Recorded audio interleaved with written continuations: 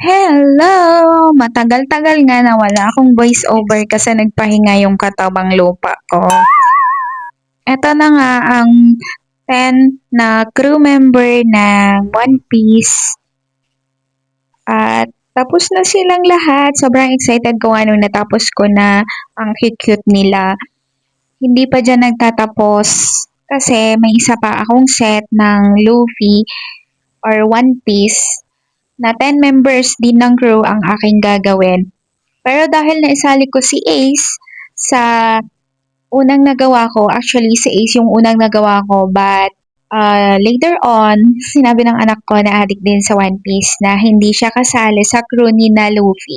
So ang gagawin ko na lang, idadagdag ko na lang siya doon sa ibibigay ko na crew nila Luffy. Yun na lang yung free ko sa aking client. Kasi nakakatuwa na nag-order siya. First time ko magkaroon ng maraming order na dolls kasi nung nakaraan, isa-isa lang yung pa-order ko na One Piece. Though maraming beses ko na din nagawa si One Piece. May head lang na keychain na pinagawa noon. Tapos yung cute lang siya na pinagawa na One Piece Luffy. Tapos yung pinakamalaki ko na Luffy na nagawa ay yung 12 inches.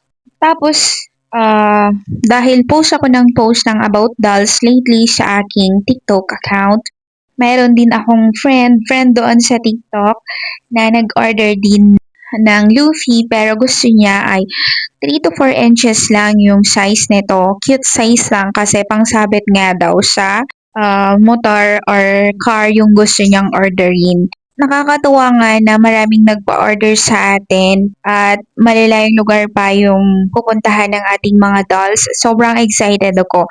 This December naman, ang gusto kong gawin ay yung mga saints. At tapos isasabit ko siya doon sa Christmas tree para maiba naman. Kasi last Christmas wala kaming Christmas tree. Yun lang. Thank you sa pagnood. Bye!